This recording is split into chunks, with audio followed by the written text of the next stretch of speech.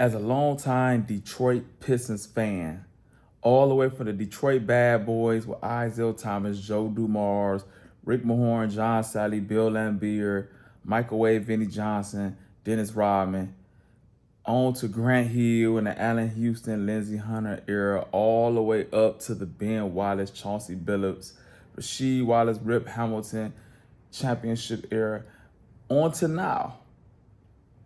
Been a loyal fan since day one. And I knew 100% that this team would not make it out the first round, even though they won 60 games. I knew it all year. It's too many weaknesses, too many lacks. The first weakness is the glaring weakness. Nobody can shoot.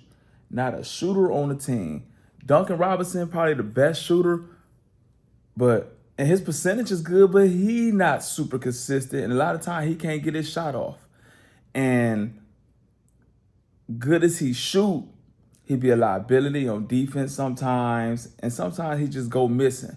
But even with his shooting, that's just not enough. He the only person. They don't even guard Asar, the Thompson twin. They don't guard Ron Holland. Dennis Jenkins is, he could shoot, but it ain't consistent.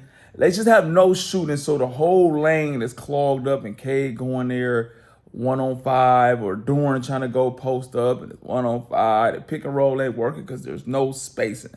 And in basketball, especially now, if you got a player like Cade Cunningham, you need space. Cade Cunningham jack up a lot of threes, and he probably shooting a low 30. He's not a good shooter. Shooting, that's the number one. Two, not enough playmaking. Not enough playmaking. Cade is too ball dominant, play too slow. His pace ain't even aligned with Asar and Holland. It's like Jenkins. They are fast-paced, up and down players, and Cade playing slow motion, ball dominant. Can't nobody else feel the rock. He bring the ball up, take about 7 seconds. Then he get it up, pick and roll. By the time he did the pick and roll, you got about 5 seconds left on that shot clock. And then he'll force a pass and it'll be a turnover. And his turnovers lead to points for some reason. So it's not enough playmaking. Cade need to get off the ball. I think the Pistons need another point guard and move Cade to the 3 and let him be like a Scottie Pippen point forward type, and then have another playmaker out there like a Tyrese Halliburton who get the ball out of his hands. Let somebody else bring it up.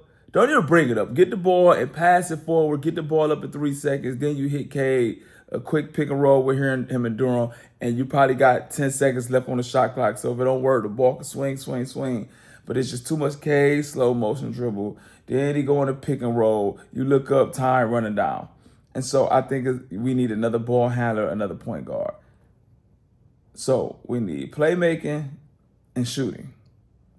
Third, too little. We undersized at the center. Doran is only about 6'10". They list him 6'10", but he look like he's about 6'9". Then at the 4, another undersized power forward who really is small forward, Tobias Harris, which is little, with like no real big, like Beef Stew, probably about 6'8". He is a shot blocker, but we need a 7-footer. Even if you don't start, we need somebody big to come off that bench. We are so undersized. And even like all our guards off the bench, like Jenkins and we just undersized. We just a little team. And then 4, I just disagree with some of the coaching. Like it's that kid, Reed, is that his name? I forgot. Paul Reed. Man, he be killing. He get minutes. He putting up 20s and stuff like that. Then we don't see him again. And what is the fascination with Caris LeVert? He plays so much and do nothing out there. And so I feel like it's so many players who don't get a chance. They're bald and you don't see them again, but you see the consistent Caris LeVert in the game and don't do nothing.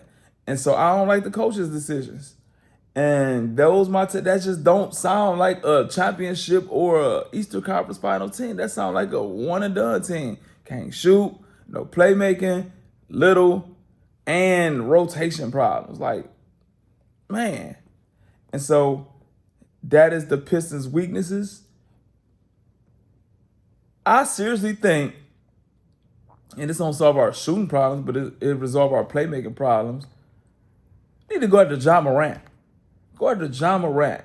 Go after Ja Morant. I think I'll bring Beasley back next year. If he not back blackball, he probably banned while all the owners got together. So I don't care if he is reinstated. Keep him away from the league. It's a black eye. He's accused of gambling.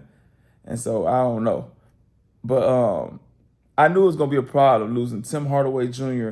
and Malik Beasley last year. Then it was a bad matchup with the Magic. We'd have beat the Knicks in the first round.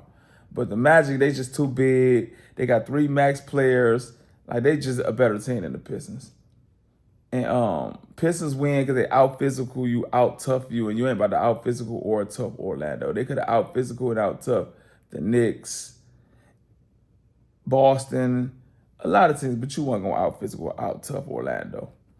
And so, but we need 2 shooters, a ball handler, playmaker, and a 7-footer. And I think that would resolve all the Pistons' problems. I think we need to trade Ron Hollins. It's either him or Seward. Both of them can't stay. They both do the same thing. They both skinny, small forwards who can't shoot and could defend. But I get rid of Hollins.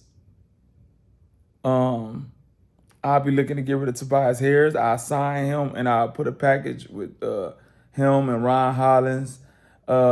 You got a lot of other players on rookie deals a lot of teams would be willing to take. But I go after Ja Morant, I go after a 7-footer, and I go after 2 shooters. And that's my take on fixing the Detroit Pistons flaws. Let me know if y'all agree or disagree in the comments below. And I'm out.